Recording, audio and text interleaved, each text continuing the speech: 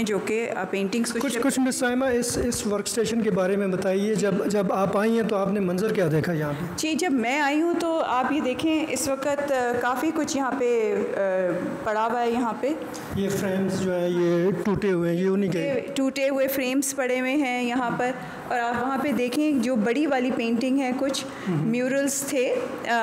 ये जो आप देख रहे हैं ये साइड वाला इसका वो है, बॉर्डर है। बड़ी बेदर्दी से हाँ, ये उखाड़ा गया है, उखाड़ा हुआ है ये, यानी ज़मीन पे ये सब कुछ फेंका हुआ है। आप वहाँ पे देखें, मैंने तो यहाँ पे कुछ थोड़ी सी क्लीनली सफाई करवाई है क्योंकि यहाँ पानी आ गया था, लेकिन काफ़ी कुछ जो है ये ज़मीन पे इस तरह से बेदर्दी से इन्होंने चीर फाड़ करके पेंटिंगों को निकाला है। यहाँ पे ये पता नहीं ये कोई जोक किया गया और यहाँ पे इस तरह लटका के गए। फिर आप यहाँ पर आइए, ये तो हर तरफ जैसे कोई ज़लज़ला आया होता है। हाँ, फ्री होती है। और यहाँ पे काफ़ी डेलीगेशंस और लोग आ चुके हैं, और अगर ये लोग कुछ देख रहे हैं उनको याद होगा कि ये कितनी भरी हुई गैलरी होती थी। ये सामने बड़े फ्रेम जो है, जी, ये बड़े जो 2 फ्रेम्स हैं इसमें म्यूरल्स लगे हुए थे यहाँ पर, और ये 70s के टाइम के म्यूरल्स थे जो कि बहुत ही वैल्यूएबल म्यूरल्स थे। और अब यहाँ पे देखें, ये इस साइड पर भी अगर आप देखें कि ये इतना बड़ा जो था, ये जो खाली फ्रेम पड़ा हुआ है, ये भी एक म्यूरल होता था एक टाइम पे। तो इसमें भी इतनी बेदर्दी से निकाल के उखाड़ के बस इसी तरह वो इसी तरह पे इसी तरह ले गए।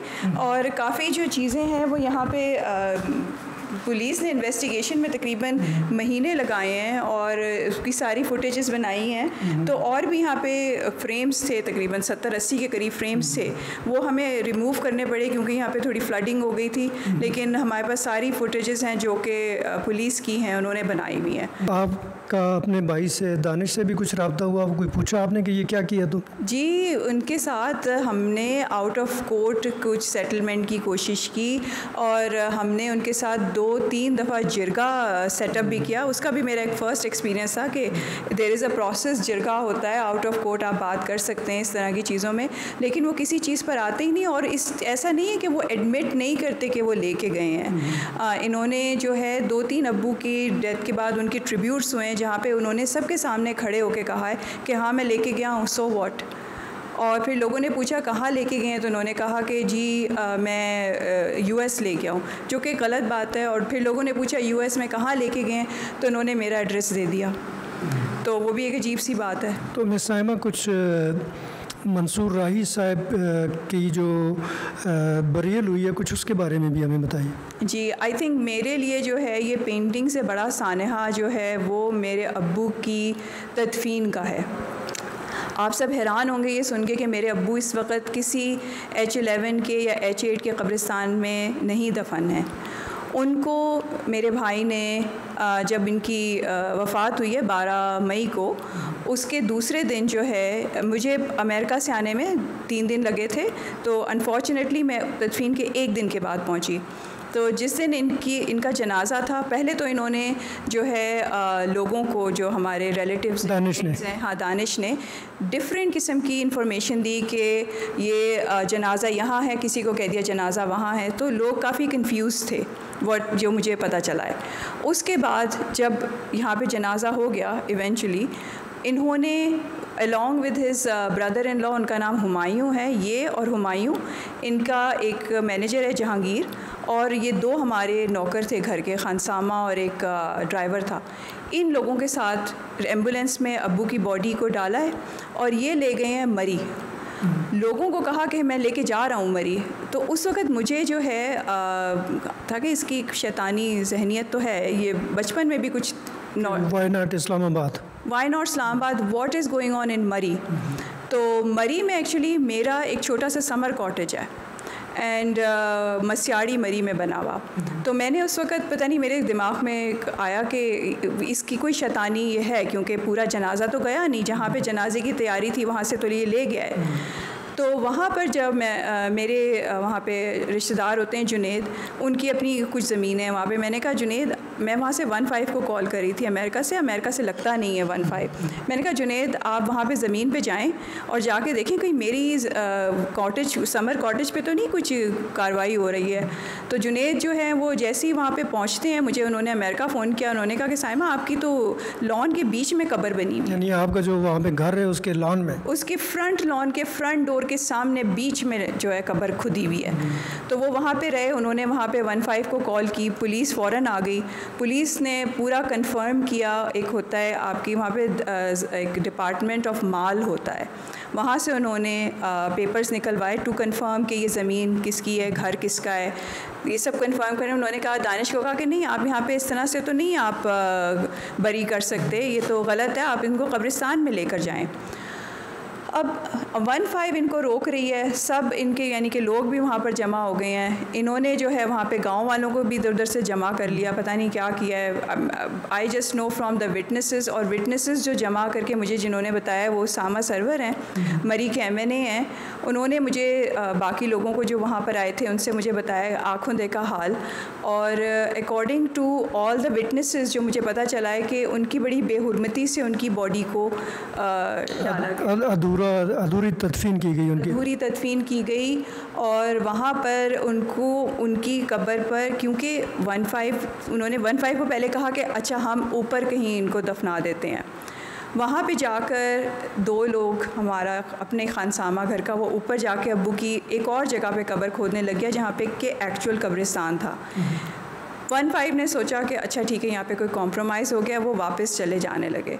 वो जैसे ही मुड़ के गए हैं, इसने एकदम से बॉडी को, मेरी अम्मी नहीं चाहती कि मैं ये लफ्ज़ यूज़ करूं, लेकिन बेहुरमती करके कब्र के अंदर गिरा दिया।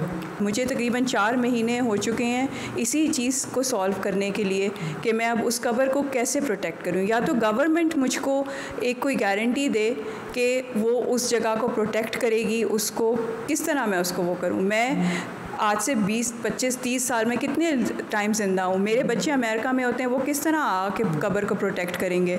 ना मैं उस यहाँ पे वो मूव हो पा रही है कब्र, ना वो वहाँ पे प्रोटेक्ट हो रही है। मिस साइमा ने जो भी बातें की, बड़ी ही दुख भरी दास्तान है एक बेटी की अपने वालिद की, और वालिद भी ऐसा जो आर्ट की दुनिया का बादशाह था, बल्कि शहनशाह था अगर पाकिस्तान के हवाले से बात की जाए। तो इनकी जितनी भी बातें थी, उनका सबसे दुख देने वाला पार्ट यही है कि इनके वालिद को, मंसूर राही साहब को, जिस तरीके से यहाँ से उनकी डेथ के बाद उनकी बॉडी को ले जाया गया और फिर मरी में एक रेजिडेंस के अंदर उसके लॉन में उन्हें अधूरे तरीके से उनको दफन किया गया। तो इसी प्रोग्राम में हम मरी भी जाएंगे और मंसूर राही साहब की जो वहाँ पे कब्र है वो भी आपको दिखाएंगे, और कुछ वहाँ के लोगों से जो चश्मदीद उसके गवाह हैं उनसे भी हम बात करेंगे।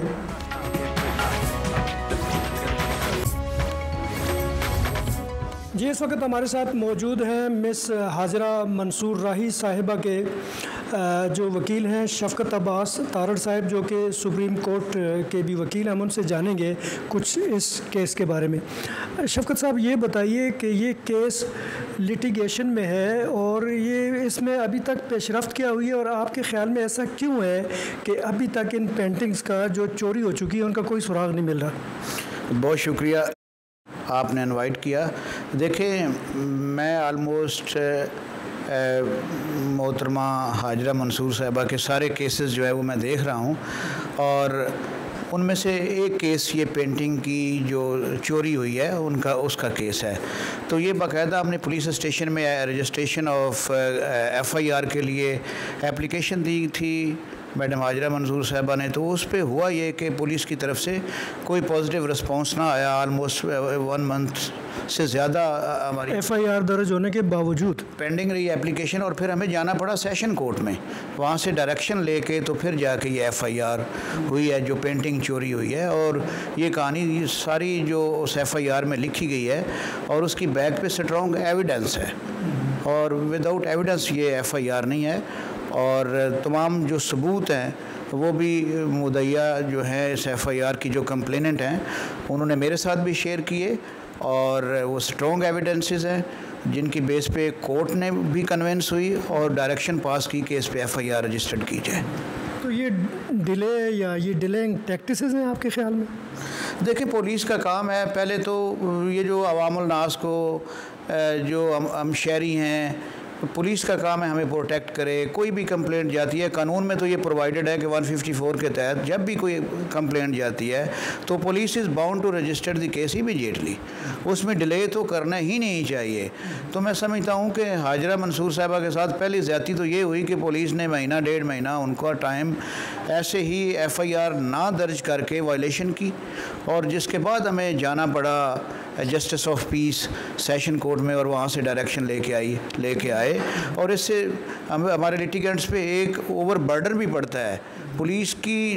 देखिए, फेलियर की वजह से उन्हें कोर्ट जाना पड़ा, लॉयर एंगेज करना पड़ा, फ़ीस देनी पड़ी और टाइम स्पेंड करना पड़ा। तो ये स्टेट के जो कंसर्न डिपार्टमेंट्स हैं, मैं समझता हूँ कि ये पुलिस का फेलियर है कि आवाम को जो इंसाफ है वो नहीं दे रहे। तो ये केस है इस्लामाबाद के थाना शालीमार में, तो उनकी बेटी ने हमें बताया कि जो इन्वेस्टिगेशन ऑफिसर है वो उनको बार बार चेंज कर दिया जाता है, तो ये भी उस पर कोई इफ़ेक्ट डाल रहे हैं? देखिए, जहाँ तक इन्वेस्टिगेशन ऑफिसर चेंज करने की बात है, मैं तो नहीं समझता कि अभी मेरी लेटेस्ट अपने क्लाइंट से जो बात हुई है तो उन्होंने तो ज़ीरो प्रोग्रेस बताई है। इन्वेस्टिगेशन ऑफिसर के चेंज होने का मतलब है कि इन्वेस्टिगेशन इन प्रोसेस। तो इस केस में अभी तक जो मेरी क्लाइंट से बात हुई है, हाजरा मंसूर साहिबा ने जो मुझे प्रोग्रेस बताई है, वो 2-3 दफ़ा पुलिस स्टेशन गई हैं, लेकिन उनको तो वहाँ कोई सुनने वाला नहीं है, उनको कोई वहाँ अटेंड करने वाला नहीं है। तो इन्वेस्टिगेशन चेंज करने की जो बात है उसकी मुझे समझ नहीं आ रही कि वो इन्वेस्टिगेशन हो ही नहीं रही तो चेंज करने की क्या ज़रूरत है।